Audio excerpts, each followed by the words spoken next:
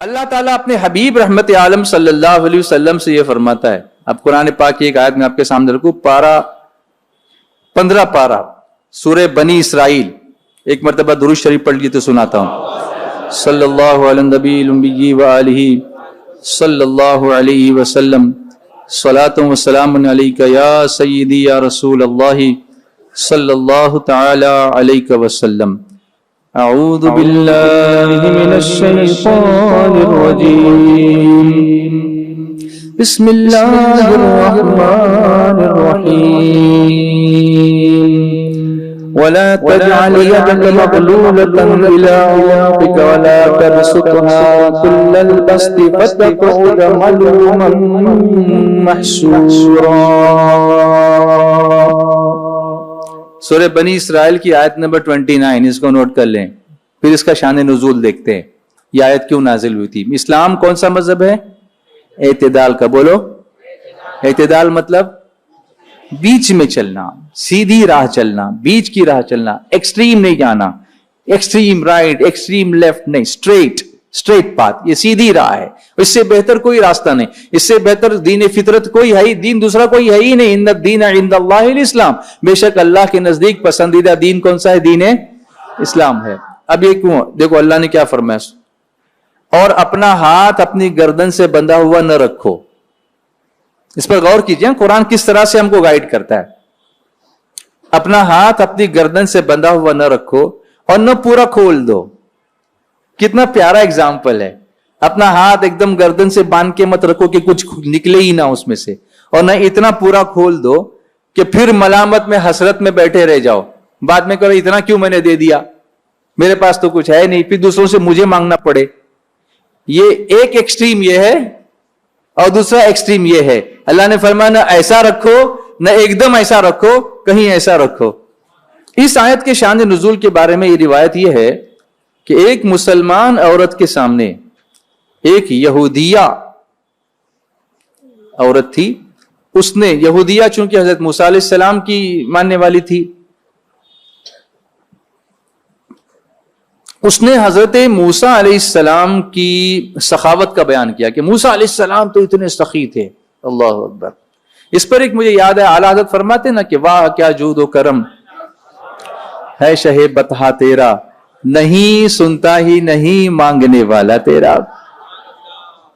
تو یہودی عورت جو تھی اس نے موسیٰ علیہ السلام کی سخاوت کا بیان کیا، اور اس میں اس حد تک اس نے مبالغہ کیا، اتنا ایگزیگریٹ کیا اس کو کہ اس نے کہا کہ اب اس کی سمجھ کے مطابق معاذ اللہ ہم تو نہیں کہتے ایسا. موسیٰ علیہ السلام کا مقام الحمدللہ وہ بھی جلیل القدر پیغمبر ہیں، سبحان اللہ، ہم ان کو بھی مانتے ہیں، لیکن کوئی حضور سے بڑا نہیں ہے.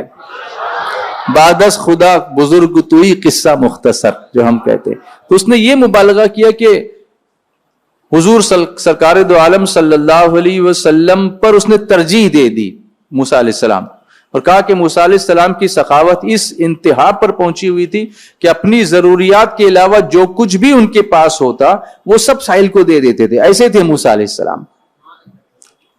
موسیٰ علیہ السلام کے جود و نوال میں کوئی شبہ نہیں، میں نے پہلے بھی کہا وہ بھی اللہ کے نبی ہیں، لیکن حضور کا مرتبہ سب سے اعلیٰ ہے. تو یہ کہہ کر اس نے یہ کہا کہ حضور کے جود و کرم کی آزمائش کرائی جائے.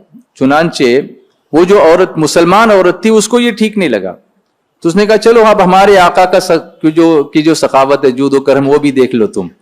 موسیٰ علیہ السلام کی سخاوت ہے الحمدللہ اپنی جگہ، لیکن حضور کو دیکھ لینا. اب تم نے حضور کو دیکھا نہیں ہے. انہوں نے کیا کیا، اپنی چھوٹی بچی کو حضور صلی اللہ علیہ وسلم کی خدمت میں بھیجا کہ بیٹی جاؤ حضور کی بارگاہ میں سلام پیش کرو اور کہنا کہ حضور ہم کو میری امی نے جو آپ سے ایک قمیص مانگی ہے، ایک کرتا مانگا ہے، قمیص مانگی ہے. اس وقت حضور علیہ الصلوۃ والتسلیم کے پاس صرف ایک ہی قمیص تھی. اللہ اکبر. ہمارے پاس کتنے ٹنگے ہوئے ہیں، کتنے ٹنگے ہوئے ہیں. ابھی کرتے ہیں، جبے ہیں، جیکٹس ہیں، ہم لوگوں کے پاس، سب کے پاس ہے. میں آپ ہی کی بات نہیں کرتا. چپل کتنے گھر میں پڑے رہتے ہیں. حضور اپنی جوتا نالین مبارک کو خود اپنے ہاتھوں سے اس کا تسمہ ٹھیک کیا کرتے تھے. کوئی کام چھوٹا نہیں ہوتا، ہم لوگ نہیں کرتے ہیں سب. کوئی کپڑا حضور کا ایسا نہیں تھا جس میں پیون نہیں لگا ہو. ٹکڑے چھوٹے چھوٹے کاٹ کے لگائے جاتے تھے ایسے. کل جہاں ملک اور جو کی روٹی غذا، اس شکم کی قناعت پہ لاکھوں سلام۔ اب حضور جو قمیص پہنے ہوئے تھے نا، وہ بچی جب مانگنے کے لیے آئی، حضور نے وہی اتار کے اس کو دے دی۔ یہ نہیں فرمایا کہ اس وقت میرے پاس دوسری قمیص نہیں ہے، حضور نے وہ قمیص اتار کے اس کو دے دی۔ میں یہی کہہ رہا ہوں نا کہ کروڑ ہو اور اس میں سے آپ 1000 دیں تو یہ سخاوت کہاں ہوئی؟ جو ہے وہ سب دے دیں، یہ سخاوت۔ ابھی آپ کے پاس ایک پرانی قمیص ہی ہے لیکن وہ آپ نے دے دی، یہ امپورٹنٹ ہے۔ آپ سمجھ رہے ہیں؟ زیادہ کم کی بات مت کرو، آپ کی نیت دیکھو کہ آپ کیا کرنا چاہتے ہیں۔ یہ اسلام ہے۔ گھر میں کوئی مانگنے کے لیے آتا ہے، ہم باسی جو ہوتا ہے وہ اٹھا کے دیتے ہیں کھانا، کل کا کچھ ہے دے دو، یہ سر نو ہوتا ہے نا ایسا؟ اس پہ غور کرو کہ جو ہم کو نہیں چاہیے ہوتا وہ دوسروں کو دیتے ہیں۔ میرے آقا فرماتے ہیں کہ سچا مسلمان وہ ہے جو اپنے لیے جو پسند کرتا ہے وہی اپنے بھائی کے لیے پسند کرے۔ آنکھ میں آنسو تو آنے ہی ہے نا، یہ سب، یہ اسلام ہے، اصل اسلام۔ صرف چند عبادتوں کا نام اسلام نہیں ہے، ان اخلاق کا نام اسلام ہے۔ میانہ روی حضور نے وہی اٹھا اس کو اتار کر دے دی۔ پھر نماز کا وقت ہو گیا، اذان ہو، حضور شرم کے مارے باہر نہیں آئے حجرے سے۔ مسجد میں کیسے جائیں؟ بدن پہ قمیص نہیں ہے، صرف تہبند باندھے ہوئے ہیں، بدن مبارک کھلا ہوا ہے، باہر نہیں نکلے حضور۔